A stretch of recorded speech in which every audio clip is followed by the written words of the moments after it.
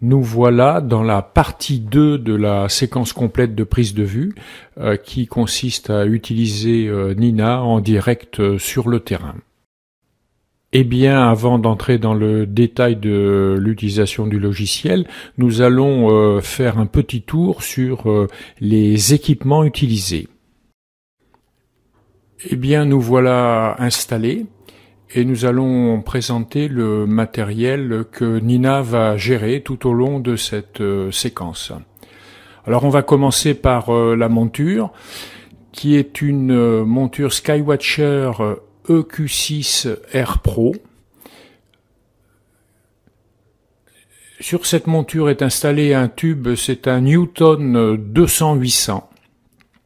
Et associé à ce tube, nous avons une caméra couleur de marque Altair ou Altair, je sais pas, 269C. Nous avons également un focuseur électrique EAF de la compagnie ZVO.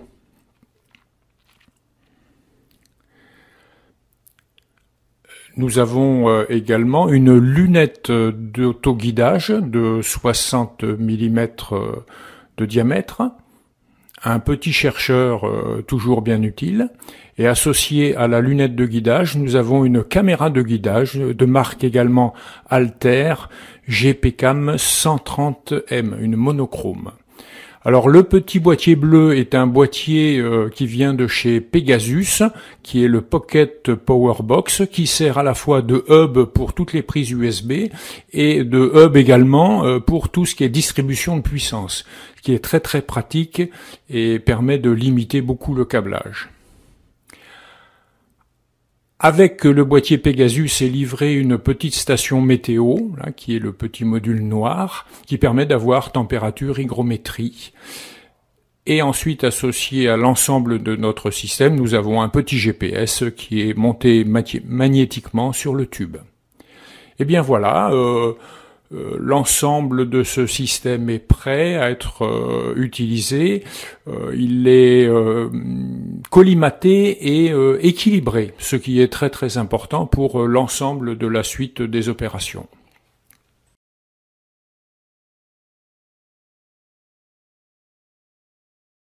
Parlons rapidement des plugins qu'il y a dans Nina. Pour les sélectionner, on clique sur Extensions. Available, c'est-à-dire les disponibles, et là vous avez une kyrielle de plugins. Vous pouvez les installer en fonction de votre choix, hein. Moi j'en ai installé deux qui s'appellent 3D View et 3-Point Polar Alignment. Ils s'installent directement dans Nina, il n'y a pas de souci, et ils sont très utiles.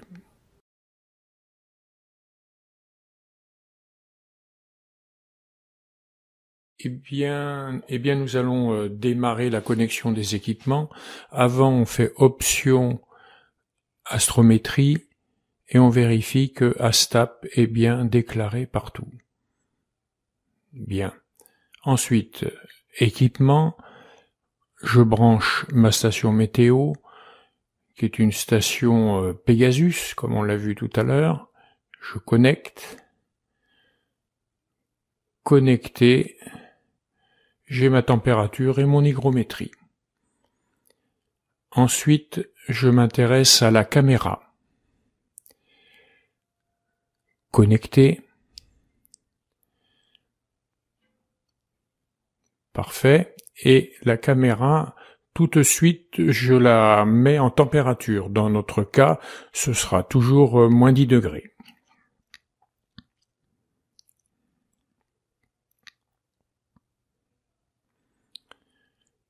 Je passe ensuite à la connexion de focuseur. Focuseur ZVO. Connecté. Parfait. Alors ensuite, je vais passer dans Options, Généralité et je clique sur ce bouton-là pour connecter le GPS. Tous les GPS NMEA du marché fonctionnent très bien avec Nina. je vais avoir des informations me disant que je suis bien connecté en COM6 et que les informations seront prises en compte par la monture. Je reviens à équipement et je vais connecter mon télescope. Je fonctionne sous EQ mode.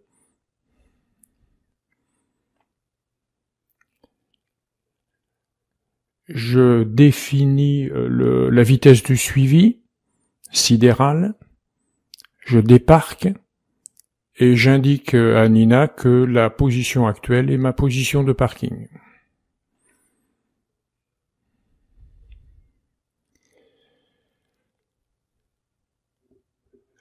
Voilà, j'en ai terminé pour le branchement. Maintenant, je vais passer à l'opération de focalisation. Pour ce faire, je vais faire une focalisation manuelle sur cible, c'est-à-dire que je vais choisir une étoile et pratiquer le focus. J'utilise ces petits bandeaux là pour activer l'ensemble des fonctions qui vont apparaître sous onglet sous l'image là. Focalisation sur cible. Je vais choisir une étoile correcte dans mon champ de vision. Alors, pas plein sud ni plein ouest, je vais choisir de préférence une étoile, vu ma configuration, nord-est. Ce sera donc Capella pour ce soir. Je pointe sur Capella.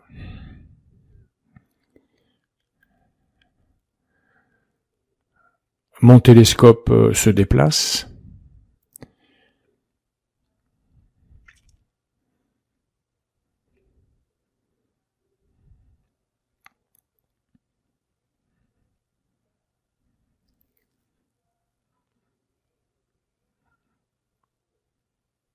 Voilà. Et je vais maintenant prendre une photo.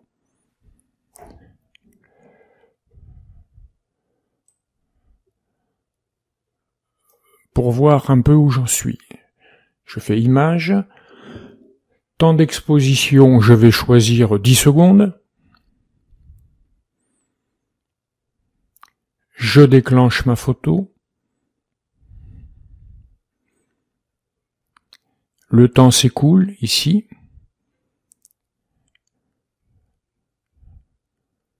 Je vérifie l'état de ma caméra. Donc je suis en train de baisser en température. Là, je suis à -5. Et j'ai mes fameux donuts qui apparaissent. Donc je suis pas focalisé. Donc il va falloir que je lance la focalisation automatique.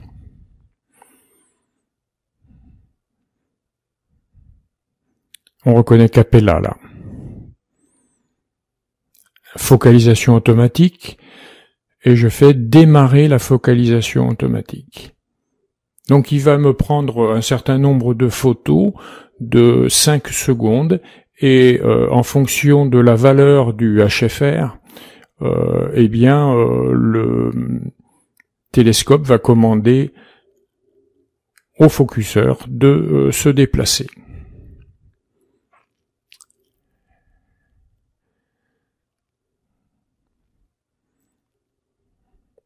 Donc chaque point représente une photo prise avec un pas de focuseur de 20, tel qu'on l'a mis dans les paramètres. Donc pour l'instant, je suis une courbe là qui est quasiment parfaite.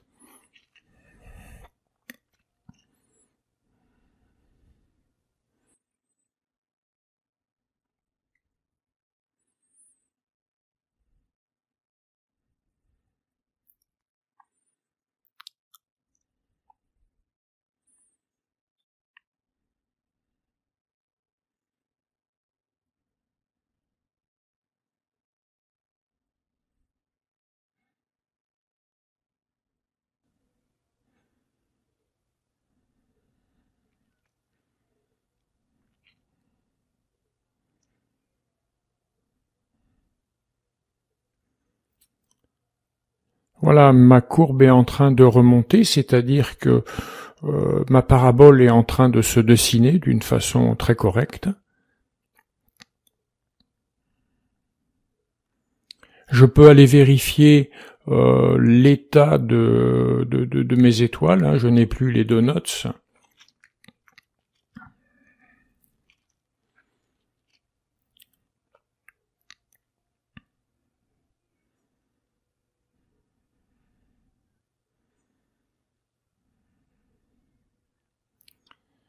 Et j'arrive à des valeurs qui tournent, je suis parti à 8 hein, tout à l'heure. Je tourne à 3 ou 4 là, un 4.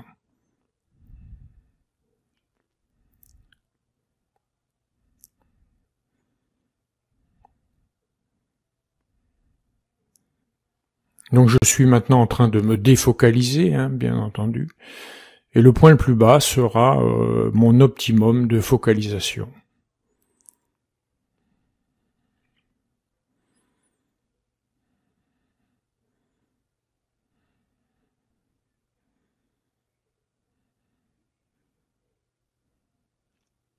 Voilà, la procédure est terminée.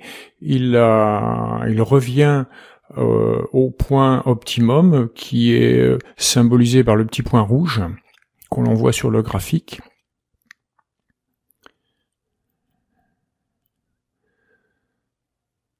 Et le système va prendre une photo. Voilà, je suis à 12 854.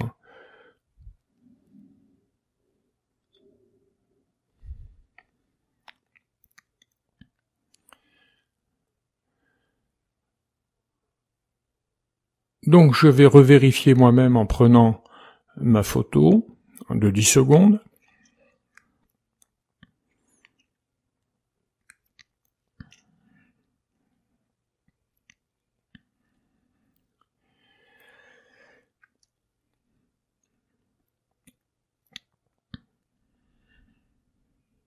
Et donc j'ai un HFR moyen, puisqu'il fait une moyenne sur l'ensemble des étoiles, de 3,46, qui est excellent. Donc on voit, en grossissant sur les petites étoiles, que j'ai des valeurs inférieures à 3, ce qui est en général très très bon. Voilà, j'ai du 2,49 là. C'est très bon. Donc ma procédure est terminée. Je vais pouvoir passer à la phase suivante.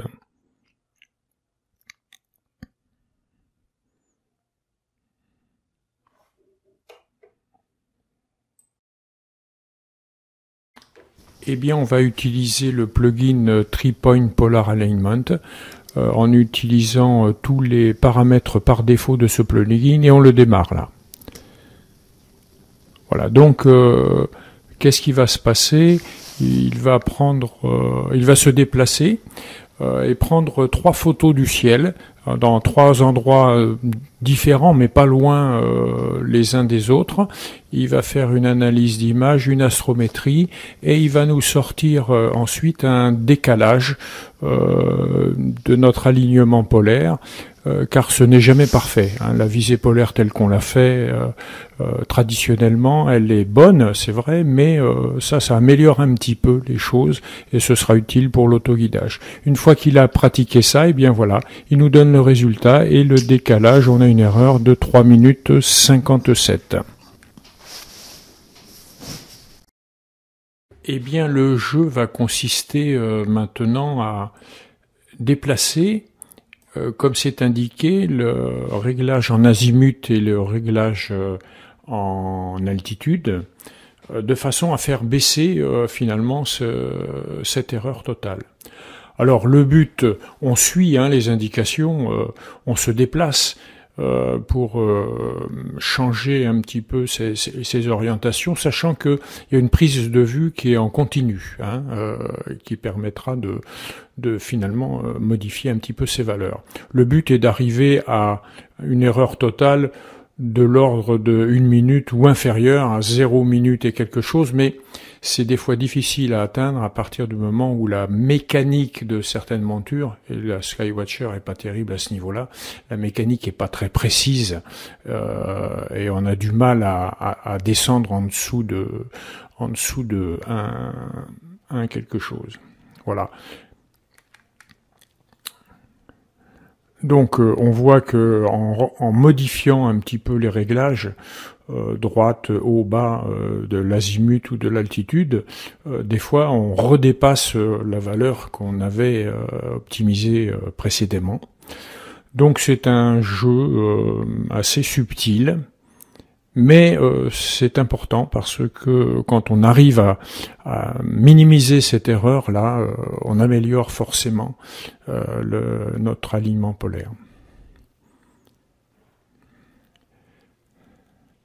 Donc là, l'azimut, voilà, il est repassé à 1, on était inférieur à 1 tout à l'heure. L'altitude est à 0,059. Bon, on touche plus à rien. L'azimut est à 1,03, c'est bon.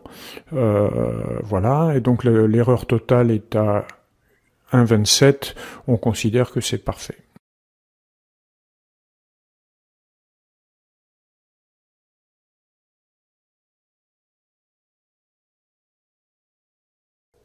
Tout est prêt pour photographier maintenant M81 que l'on va demander ici.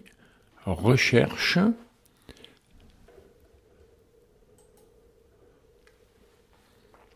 Et voilà apparaître M81 dans notre écran de sélection. On va faire définir dans l'assistant de cadrage.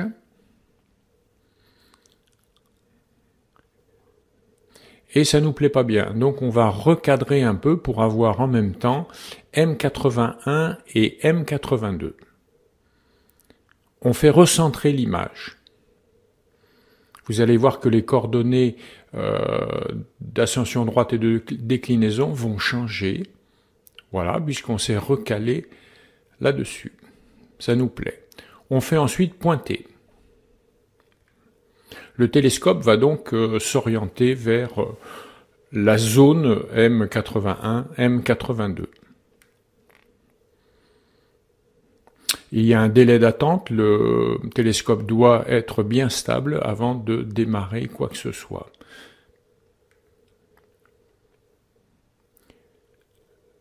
Nous faisons image et nous allons prendre une photo du ciel, une photo de 60 secondes.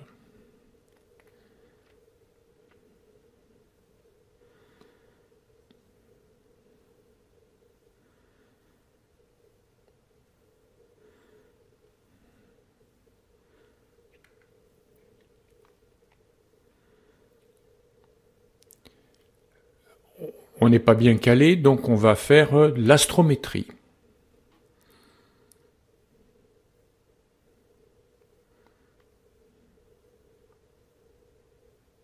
Le module astrométrie étant lancé,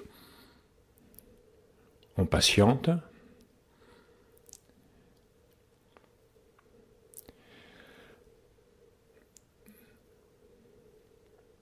Voilà, il a pris une photo et il commence à travailler pour recaler notre image. On voit en bas là qu'il est noté que le télescope n'est pas dans les tolérances. Donc il redéplace le télescope vers la cible. Il a un délai de 10 secondes.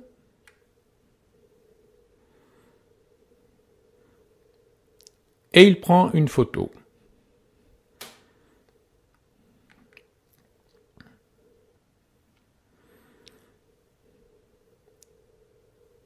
Voilà, il compare la photo à sa bibliothèque et s'il n'est pas satisfait, puisqu'on a demandé une erreur inférieure à 2 arcs minutes, il recommence son travail.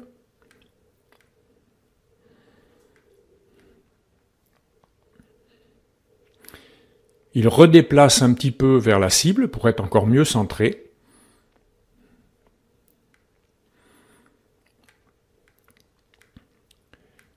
Et on voit dans la fenêtre acquisition les erreurs d'ascension droite et de déclinaison. Alors on voit qu'on était parti assez loin, genre erreur de l'ordre de 6 degrés, et quand tout est à 0 ou presque, c'est que l'astrométrie a bien marché, et on va pouvoir le vérifier en faisant une photo.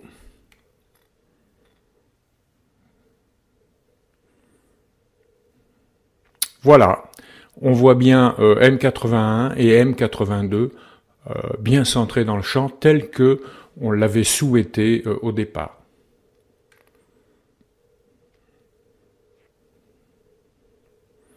Donc maintenant, on clique sur cette icône là et on fait séquence simple. On ajoute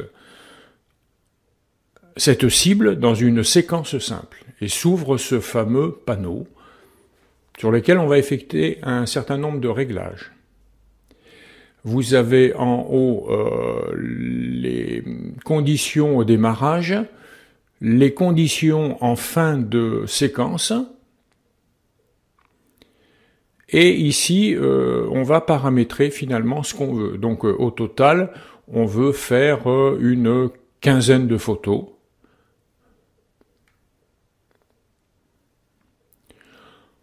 On veut faire des photos de 3 minutes, donc 180 secondes.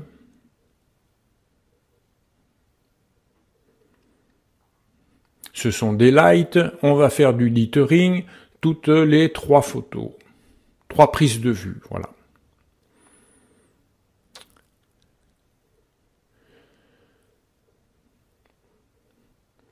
Alors, les options à pré-régler, si on veut, au début de la séquence de prise de vue. On peut lui dire qu'au démarrage, on veut démarrer le guidage. On peut également améliorer ou refaire une focalisation auto si la température change de tant de degrés, ou bien un HFR de ici je mets 20%. Mais je ne mets pas on volontairement.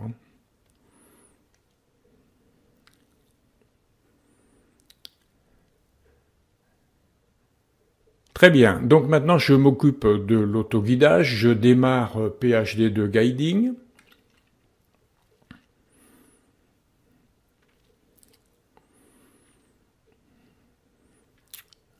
L'étoile cible est choisie et je démarre.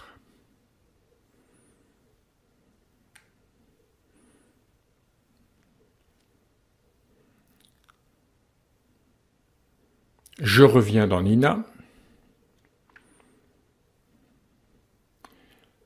Je vais donc maintenant connecter PHD2, l'autoguidage, voilà, chose qui n'avait pas été encore faite, ce qui était normal. Et voilà, PHD2 est connecté et va relationner avec Nina.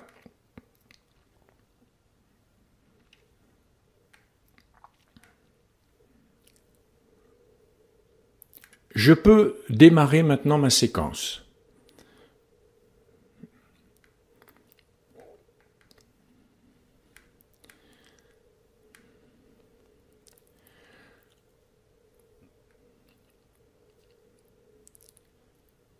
Donc j'ai ici ce petit panneau qui me donne l'état d'avancement de ma séquence. Je vois que finalement mon autoguidage a démarré, il est pas mauvais pour l'instant.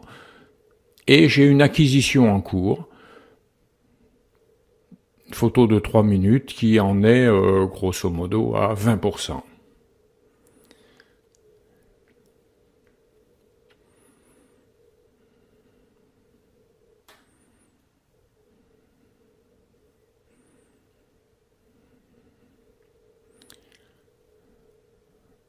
Donc on va laisser faire. On va pas attendre les 15 photos. Alors vous voyez, ici, là, on a le détail finalement de ce qui se passe en termes de positionnement de l'acquisition. C'est bien des lights que je suis en train de faire. J'en ai pour l'instant 0 sur 15, puisque je suis en train de faire la première.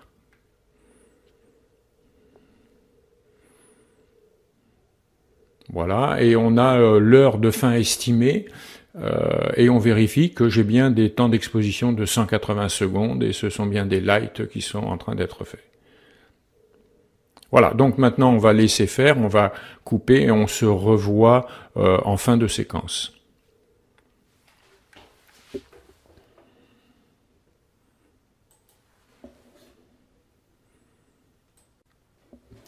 Voilà, la séquence se poursuit.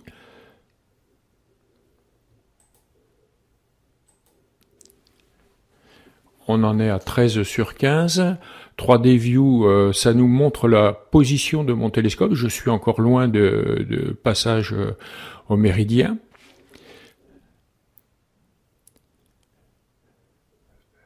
Voilà, mes images sont bonnes toujours.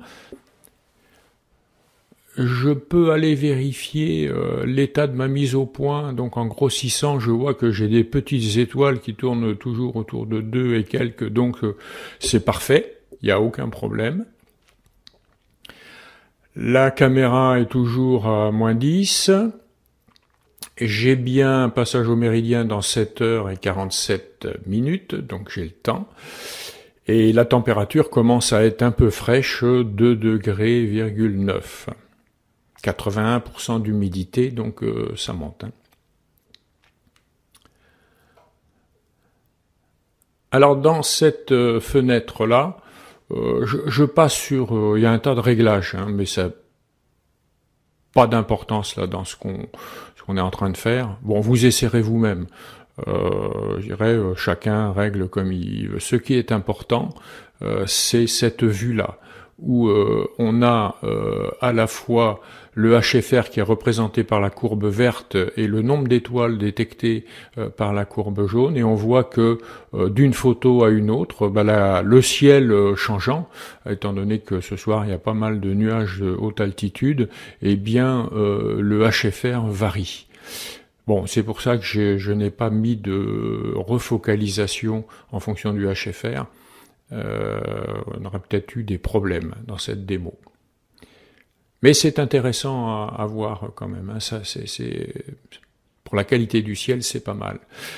Donc voilà un petit peu les réglages complémentaires qu'il faut faire. Pourquoi eh bien, je sais que je dois faire des darks.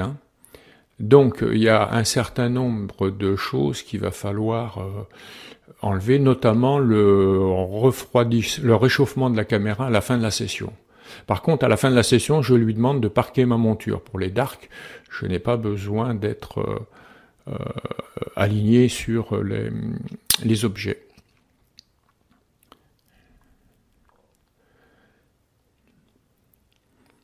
Donc je suis, vous voyez, j'ai 14 sur 15, ça veut dire que la session, là, est bientôt terminée. Et le télescope va aller se parquer. Je vais aller... voilà, donc les photos sont terminées. J'aurai 15 sur 15 affichées là. Et je vais aller sur 3D View. Et voilà, c'est fini. Et vous voyez, mon télescope, là, je le vois bouger. Il est en train de rejoindre la position de parking. Alors nous voilà partis pour faire des darks maintenant. C'est une séance assez instructive, vous allez voir. Alors, je vais déjà ajouter ma séquence de dark à d'autres séquences que j'ai fait auparavant. Donc je mets toutes les autres séquences sur off et j'ajoute ici une séquence que je mets sur on. Voilà. Je veux faire surtout des lights. Des darks, pardon. Je vais faire des darks, je fais des darks, voilà, je sélectionne. Et les darks, je veux les faire de 60 secondes, mais je veux pas en faire 59, je veux en faire que 25.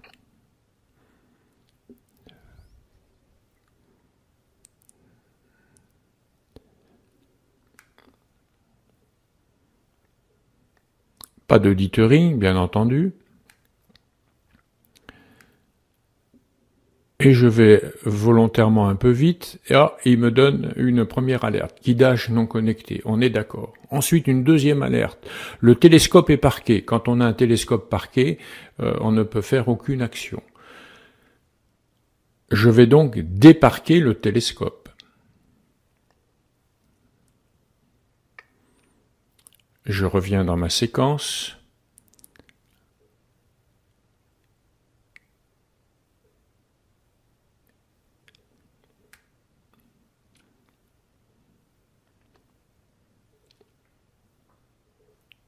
Ah, ça y est, une autre erreur. Astap n'a pas pu fonctionner. Je n'ai pas pu faire de plate solving, ce qui est normal pour des darks. Donc je retourne dans mon séquenceur et là, bien sûr, ballot.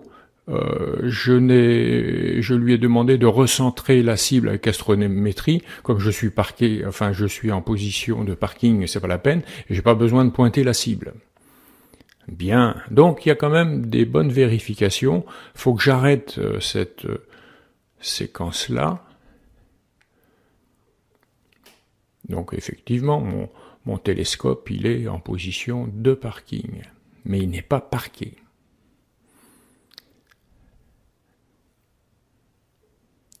Donc je reviens dans mon séquenceur, j'arrête. Voilà, arrêter la séquence. Maintenant, il va s'y retrouver un peu mieux, je dirais.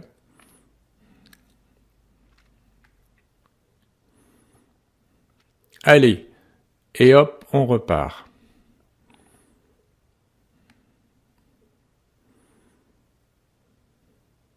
Voilà, je vérifie tout. Voilà, c'est OK. On y va. Le guidage n'est pas connecté, on est d'accord, ça c'est voulu. Et donc ma séquence de dark est bien partie. J'ai dans mon petit panneau à droite détail de la séquence 0/25. J'ai bien des darks qui sont en train de se faire. Voilà, donc tout est OK. Et bien voilà, c'est le mot de la fin. J'espère que cette petite démonstration vous aura été utile. N'hésitez pas à poser des questions ou à faire vos commentaires.